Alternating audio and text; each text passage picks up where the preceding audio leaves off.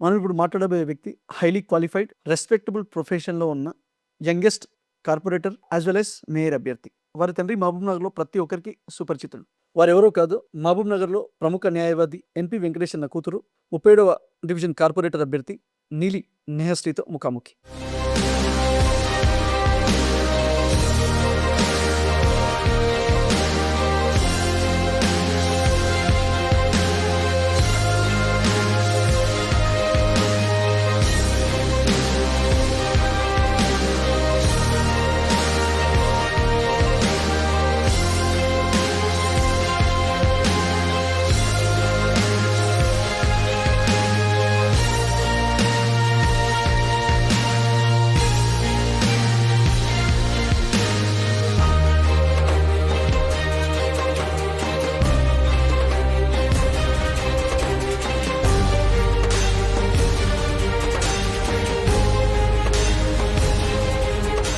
నెహశ్రీ గారు నమస్తే. నమస్తే అండి.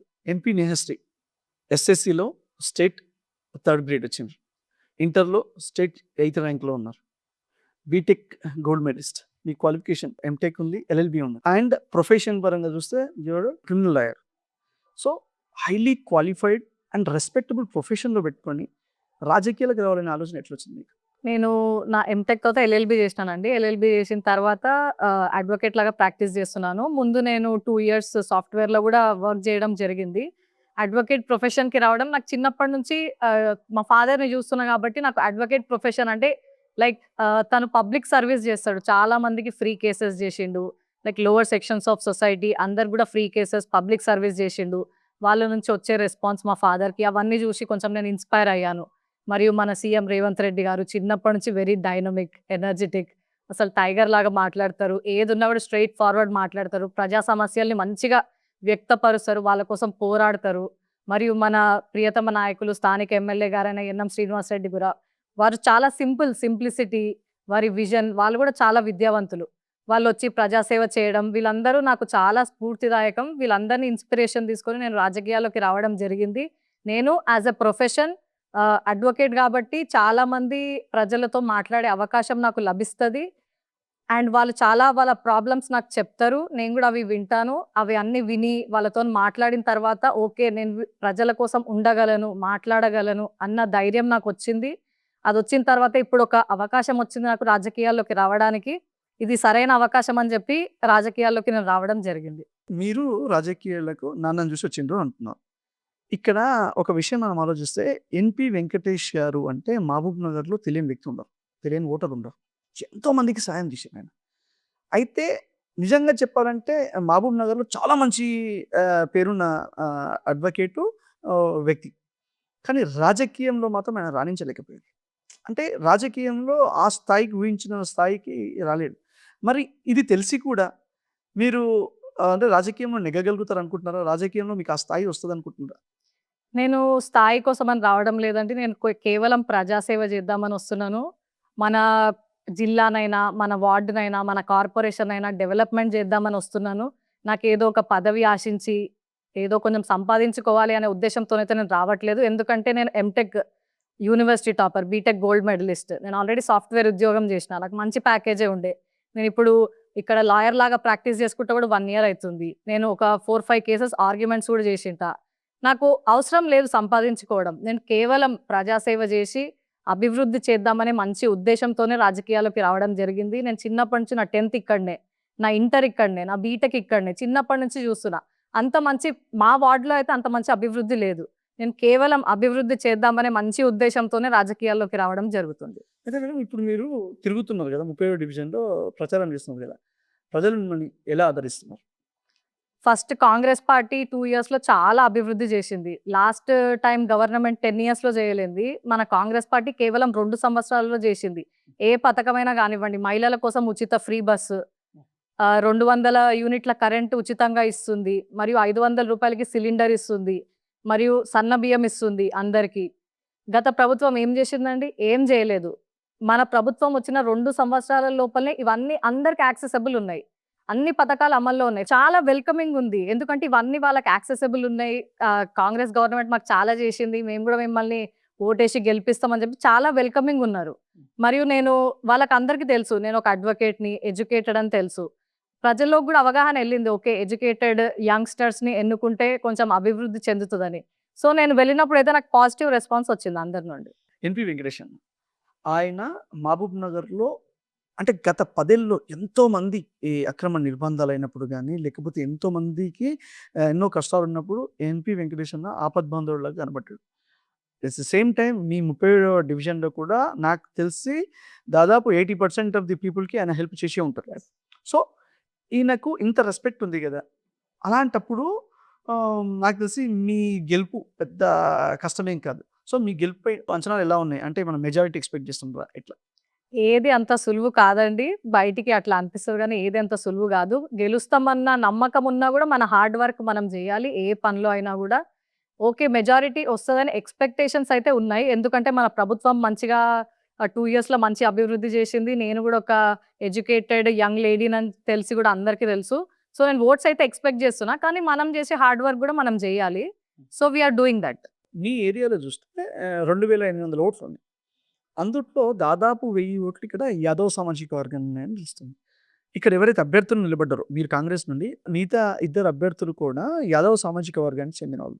మరి ఈ ఓట్లు సాలిడ్‌గా వాళ్ళకే పోతే కొంచెం మీకు కష్టమవుతుండొచ్చు కదా!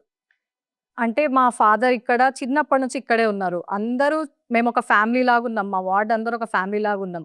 మా ఫాదర్ కులాలకు అతీతంగా, మతాలకు అతీతంగా చాలా ప్రజాసేవ చేయడం జరిగింది. ముఖ్యంగా మా వార్డ్ వాళ్ళందరి కోసం సొంత కుటుంబ సభ్యుల్లాగా చూసుకున్నారు. సో, ఆ ఆదరణ అయితే మా ఫాదర్‌కుంది. కులాలకు అతీతంగా, మతాలకు అతీతంగా ప్రజాసేవ కోసమైతే ఓట్స్ పడతాయి. But without denying the fact there are other contestants. చూడాలి. ఎన్ని ఓట్స్ పడతాయనేది చూడాలి. కానీ అన్ని మాత్రం పోవు. కొన్నైతే వస్తాయి మనకు. మీ 37వ డివిజన్‌లో ఉన్న ప్రధాన సమస్యలేంటి?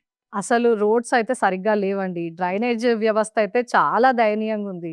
మరియు స్ట్రీట్ లైట్స్ లేవు. నేను మొన్న, నిన్న నైట్ టైమ్ క్యాంపెయినింగ్‌కెళ్ళినప్పుడు అసలు ముందలేముందో కనిపిస్తలేదు. హ్మ్. రోడ్లు లేవు. హ్మ్. గుంతలున్నాయి. కింద పడనికే పోతున్నాం. చిన్న పిల్లలు చాలా మంది కింద పడిండ్రంట. వర్షాకాలంలో అయితే ఇండ్లలకు నీళ్ళొచ్చేసేస్తున్నాయి. డ్రైనేజీలు లేవు కాబట్టి డ్రైనేజ్ వాటర్ వచ్చేసేస్తున్నాయి. మేము ఖాళీ చేసి ఎళ్ళిపోతున్నామని జెప్తున్నారు. హ్మ్. అసలు గత ప్రభుత్వం ఏం జేసిందో నాకు అర్థమైతలేదు. నేను ప్రతి ఒక్క ఇల్లు తిరుగుతుంటే నాకు వాళ్ళ సమస్యలు నిజంగా అర్థమైతున్నాయి. ఇంగ ఇంత ఎడ్యుకేషన్ పెట్టుకొని ఇంగ ఆ సమస్యలు తీర్చకపోతే నా ఎడ్యుకేషన్‌కి వాల్యూ ఉండదు. మీరొచ్చేసి ఈ సమస్యలున్నాయంటున్నారు. మరి ఇప్పుడు ఎవరైతే ఒక అభ్యర్థి ఉన్నారో ఆయన కూడా తాజా మాజీ కౌన్సిలర్. మరి బీఆర్ఎస్ హయాంలో రోడ్లు మంచిగా చేసినాం, డబుల్ బెడ్‌రూమ్‌లు ఇచ్చినాం, బీసీ బంధులు ఇచ్చినాం, దళిత బంధులు ఇచ్చినాం, అవి చేసినాం, ఇది మస్తు చెప్తారు. బీఆర్ఎస్‌తో మేము చేయనివేమున్నాయి. పాలమూరుని అసలు ఒక సిటీగా చేసి పెట్టినాము అని అంటున్నారు. మరి వాళ్ళు ఏం అభివృద్ధి చేయలేదా మరి బీఆర్ఎస్ హయాంలో? మేము ప్రతి ఒక్క గల్లీ తిరిగినామండి మా వార్డ్‌లో. ఒక్క దగ్గర రోడ్ సరిగ్గా లేదు. ఒకవేళ రోడేసినా కూడా సగం వరకే ఏసిర్రు. ఇప్పుడు మేము జనాల దగ్గరికి పోతుంటే వాళ్ళు అడుగుతున్నారు. ఇట్లా జేసిర్రు, అట్లా జేసిర్రు, మీరు గూడా అట్లనే జేస్తారేమో అని. హ్మ్. అసలు ఏమి అభివృద్ధి లేదు. ముందు గూడా వాళ్ళు గూడా అసలు బియ్యం అలాంటివేం ఇయ్యలేదు. మహిళల కోసం ఏం సరిగ్గా లేదు. అసలేం అభివృద్ధి జేయలేరు. మేమొస్తే మేము 100% అవన్నీ జేస్తాం. డబుల్ బెడ్‌రూమ్‌లు ఏమన్నా ఇచ్చిండ్రా? డబుల్ బెడ్‌రూమ్‌లయితే ఒక్కరికి గూడా రాలేదు. నేను ఒక్కరి నోటి నుంచి గూడా ఇనలేదు. ఇంగా ఇందిరమ్మ ఇళ్ళొచ్చినాయి. ఆ! మన కాంగ్రెస్ ప్రభుత్వం జేసిన ఇందిరమ్మ ఇళ్ళొచ్చినాయి గానీ డబుల్ బెడ్‌రూమ్ ఒక్కరికి గూడా రాలేదు. బీసీ బంధు, దళిత బంధులు అలాంటివి? అవన్నీ గూడా ఏం లేవండి. ఓకే. మన కాంగ్రెస్ ప్రభుత్వం అమలు జేసిన పథకాలయితే 100% అందరికొచ్చినాయి. వాళ్ళు నోటితోనే నాకు జెప్పిండ్రు. మాకు ఇందిరమ్మ ఇల్లు కట్టిచ్చిర్రు. Thank you. మేము 100% కాంగ్రెస్ పార్టీకే ఓటేస్తామని గూడా చెప్పడం జరిగింది. సో, మీరు హైలీ ఎడ్యుకేటెడ్. మీరు చెప్పండి, మీరు రేపు 37 డివిజన్ కార్పొరేటర్‌గా గెలిస్తే ఎలాంటి అభివృద్ధి కార్యక్రమాలు మీరు చేపడతారు మీ ఏరియాలో? నా ప్రయర్ ఫోకస్ అయితే roads, drainage systems and water supply అండి. వాటర్ సప్లై గూడా లేదని నాకు చాలా మంది చెప్పిర్రు. ఇక్కడ ఒక వాటర్ ట్యాంక్ కట్టిస్తా నేను. ఓకే. ఎందుకంటే అదొక మౌలిక సదుపాయం. బేసిక్ ఎమ్యూనిటీ వాటర్ సప్లై అనేది డ్రింకింగ్ వాటర్. అది ఫస్ట్ చేస్తాను. రోడ్స్ ఫస్ట్ చేస్తాను. డ్రైనేజ్ సిస్టమ్స్ అన్నీ అండర్ గ్రౌండ్ చేపిస్తాను. ఇప్పుడు మన అండర్ గ్రౌండ్ డ్రైనేజ్ సిస్టమ్ కోసం 600 కోట్లు మన గవర్నమెంట్ ఇయ్యడం జరిగింది. అవన్నిటిని ప్రాపర్ యుటిలైజ్ చేసి, proper under ground drainage system అన్నీ చేసి, రోడ్లు సరిగ్గా చేసి, ఎవరికైతే పెన్షన్స్ వస్తలేవో వాళ్ళ పెన్షన్స్ ఇప్పిచ్చేటట్లు చేసి, మరియు ఇక్కడ ఒక స్కూల్ లేదు. ఒక బస్ స్టాప్ లేదు. ఇక్కడ చాలా మంది స్టూడెంట్స్ ఉంటారు. ఇక్కడ దాదాపు ఒక 500, 600 ఇళ్లలో స్టూడెంట్స్ ఉంటారు. వాళ్ళందరూ ఇక్కడి నుంచే ఎళ్తారు. ఇక్కడ బస్సులు ఆపవు. బస్ స్టాప్ లేదు కాబట్టి. చాలా ఇబ్బందులు ఎదుర్కొంటారు. ఇది కూడా నాకు మేజర్‌గా తెలియజేసిర్రు. బస్ స్టాప్ లేకపోవడం. బస్సులు అప్పుడప్పుడు ఆపుతాయి. అప్పుడప్పుడు ఆపవు. ఓకే. అట్లా ఫస్ట్ బస్ స్టాప్ కట్టిస్తాను. మరి వెటర్నరీ హాస్పిటల్ లేదు. ఇక్కడ అందరూ ఆహ్, కౌస్, బఫెలోస్ అన్నీ ఉంటాయి గదా! వాటికేమన్నా అయితే వెటర్నరీ హాస్పిటల్ ఉండాలి. స్కూల్ లేదు, హాస్పిటల్. ఇప్పుడు ఎమర్జెన్సీ ఏమన్నా ఉంటే ఈడ నుంచి క్లాక్ టవర్ అక్కడి వరకు వాళ్ళ హాస్పిటల్ కోసం. ఇక్కడ దగ్గరలో అందుబాటులో ఉంటే వాళ్ళు గూడా ఎళ్తారు. మా వార్డ్ గూడా అభివృద్ధి చెందుతది. మరియు ఇక్కడ ఒక బ్రిడ్జ్ శాంక్షన్ అయింది మనకు టీడీగుట్ట ఫ్లైఓవర్. హ్మ్. అది గూడా మేము గెలుస్తే 3 సంవత్సరాలలో ఖచ్చితంగా కట్టిస్తామని తెలియజేస్తున్నాను. మరియు ఇక్కడ బైపాస్ రోడ్ గూడా అయింది. హ్మ్. ఇక్కడ యాదవ్ సంఘం నుంచి అక్కడ ఉప్పనపల్లి వరకి బైపాస్ రోడ్ అయింది. అది గూడా 3 సంవత్సరాలలో పూర్తయ్యేటట్లు మేము జూస్తాము. ఇవన్నీ హామీలైతే మేము ఖచ్చితంగా ఇస్తాము. నీలి నేహశ్రీ గారు మేయర్ రేస్‌లో ఉన్నారా? అది పార్టీ అధిష్టానం డిసైడ్ చేస్తదండి. ఫస్ట్ నేనిక్కడ కార్పొరేటర్‌లాగా గెలిచిన తర్వాత పార్టీ అధిష్టానం, మన ప్రియతమ నాయకులు ఎన్ఎం శ్రీనివాస్ రెడ్డి గారు ఏదైతే డెసిషన్ తీసుకుంటారో మేమందరం దానికి కట్టుబడి ఉంటాం. అది కేవలం పార్టీ డెసిషన్. అయితే మీకు యూ ఆర్ ఎడ్యుకేటెడ్, అంటే మీకు అన్నీ తెలుసు. అంటే రాజకీయం ఎట్లా జరుగుతుందో నాన్నగారి నుంచి చిన్నప్పుడు చూస్తుంటో మీకు తెలుసు కాబట్టి చెప్తున్నా. మహబూబ్‌నగర్‌లో రాజకీయాలు ఎక్కువ. ఇంకా మహబూబ్‌నగర్‌లోని కాంగ్రెస్‌లో అయితే ఇంకా ఎక్కువ. అంటే ఇంకా కాంగ్రెస్ అంటేనే గ్రూప్ రాజకీయాలు ఉంటాయి. మహబూబ్‌నగర్‌లో మరీ ఎక్కువున్నాయి. అయితే ఇక్కడ ఏమైతుందంటే మీకు శత్రువులు బయట ఎక్కడనో లేదు మీ పక్కలనే ఉంటుంటారు. ఈ ఇప్పుడు ప్రెజెంట్ ఇక్కడ ట్రెండ్ ఏం నడుస్తుందంటే కాంగ్రెస్ పార్టీలో ఉన్న అభ్యర్థిని ఓడగొట్టడానికి అదే కాంగ్రెస్ టికెట్ రాని వాళ్ళు అనుకోండి అందులో ఉన్నోళ్ళు కూడా బాగానే ప్రయత్నిస్తున్నారు. అది ఎన్నో చూస్తున్నాను నేను మహబూబ్‌నగర్‌లో. అయితే ఇప్పుడు మీరొచ్చేసి మేయర్ రేస్‌లో కూడా ఉన్నారు. కాబట్టి మీ మీద కూడా ఫోకస్ చాలా గట్టిగానే ఉందని నాకు అర్థమవుతుంది. సో, దీన్ని మీరు ఎలా డిఫెండ్ చేయగలుగుతారు? కాంగ్రెస్‌లో ఏం గ్రూప్ రాజకీయాలు అంత ఉండవండి. అవి కేవలం ఊహాగానాలు మాత్రమే. ఓకే. అందరూ పార్టీ కోసమే పనిచేస్తారు. అందరూ పార్టీ కార్యకర్తలే. పార్టీ మంచిగుండాలనే పనిచేస్తారు. అందుకనే మొన్న మన ఎమ్మెల్యే గారు గెలిచిండ్రు. ఇట్లా గ్రూప్ రాజకీయాలు ఏముండవు. మేమందరం ఒక ఫ్యామిలీ. మేమందరం కలిసికట్టుగానే ఉంటాం. కలిసికట్టుగానే పనిచేస్తాం. పార్టీ అధిష్టానం ఏదైతే నిర్ణయం తీసుకుంటుందో దానికి కట్టుబడి ఉంటాం. ప్రెజెంట్‌గా మనం చూస్తే బీఆర్ఎస్ అభ్యర్థి. ఆయన ఇప్పటికే 2 సార్లు కౌన్సిలర్‌గా గెలిచిండు. ఇప్పుడు మూడోసారి కూడా అంటే కార్పొరేటర్‌గా నిలబడుతున్నారు. అండ్ ఇంకొక పర్సన్ భారతీయ జనతా పార్టీకెళ్ళి నిలబడ్డారు. సో, రాజకీయం పైన వాళ్ళకి బాగానే అవగాహన ఉంది. వాళ్ళు నిలబడ్డారు. నాకు తెలిసి ఇప్పుడు మీరు ఫస్ట్ టైమ్ అరంగేట్రం చేస్తున్నారు రాజకీయంలో. సో, వాళ్ళిద్దరిని ఎలా తట్టుకొని మీరు నిలబడి గెలవగలుగుతారు? ప్రెజెంట్ మన పార్టీ రూలింగ్‌లో ఉందండి. ఇప్పుడు పైన మన ఎమ్మెల్యే గారు ఎన్ఎం శ్రీనివాస్ రెడ్డి గారు కాంగ్రెస్ పార్టీ. సీఎం రేవంత్ రెడ్డి గారు కాంగ్రెస్ పార్టీ. సో, ప్రజలకు తెలుసు. ఇక్కడ కూడా కాంగ్రెస్ పైన ఏ పార్టీ ఉందో ఇక్కడ కూడా అదే పార్టీ ఉంటే డెవలప్‌మెంట్ అయితది. ఇప్పుడు అపోజిషన్‌కి ఓటేసినా కూడా వేరే పార్టీకి ఓటేసినా కూడా వాళ్ళు అపోజిషన్‌లోనే ఉంటారు. కానీ రూలింగ్ పార్టీ గారు గదా! సో, ప్రజలకి అవగాహన ఉంది. పైన ఏ పార్టీ ఉందో కింద అదే పార్టీ ఉండాలని. మరియు మన పార్టీ 2 సంవత్సరాలల్ల మంచి స్కీమ్స్ అన్ని ప్రొవైడ్ చేసి అన్ని పబ్లిక్‌కి యాక్సెసిబుల్ చేసింది. మరియు ఇక్కడున్న ప్రజలందరికి గూడా తెలుసు. నేను ఒక ఎడ్యుకేటెడ్ లేడీ ఫస్ట్ టైమ్. మా ఫాదర్ తెలుసు. మా ఫాదర్ ఎప్పుడు డైరెక్ట్ కాంటెస్ట్ చేయలేరు ఎలక్షన్స్‌లో. So, they know. First time contest చేస్తుర్రు పెద్ద మనిషి. వాళ్ళ కూతురు గూడా ఎడ్యుకేటెడ్. ముందలకొస్తున్నారు. వేరే వాళ్ళు ఎవ్వరైనా ఉండనివ్వండి. 3 సార్లు గెలవనివ్వండి, 4 సార్లు గెలవనివ్వండి. కానీ ఇక్కడైతే అభివృద్ధి లేదు. అది నేను మొత్తం తిరిగి కళ్ళారా జూషినా. ఇప్పుడు వీళ్ళకి గూడా కాంగ్రెస్ పార్టీ మీద నమ్మకం ఉంది. నా మీద గూడా నమ్మకం ఉంది. వాళ్ళ నమ్మకాన్ని నిలబెట్టుకొని నేను మొత్తం అభివృద్ధి చేస్తాను. ఇప్పుడు అందరికీ తెలుసు నేను ఒక ఎడ్యుకేటెడ్ లేడీ, నేను ఒక అడ్వకేట్, ప్రాక్టీసింగ్ అడ్వకేట్ అని అందరికీ తెలుసు. ఒక యువ విద్యావంతురాలైన ఒక అమ్మాయి లేకపోతే ఒక అబ్బాయి ఎవరైనా రాజకీయాల్లోకొస్తే అభివృద్ధి ఎలా ఉంటుందో నేను వాళ్ళకి నా పనులతో చూపియాలనుకుంటున్నా. ఎందుకంటే యువత రాజకీయాల్లోకొచ్చి ప్రజాసేవ చేసి వాళ్ళకి ఆలోచన ఉంటది. ఏం జేయాలి? ఎట్లా జేయాలి? ఎంతూజియాజం ఉంటది. అవన్నీ నాలో ఉన్నాయి. నేను 100% ప్రజాసేవ చేస్తాను. వాళ్ళకి నా పనుల ద్వారానే సమాధానం జెప్తాను.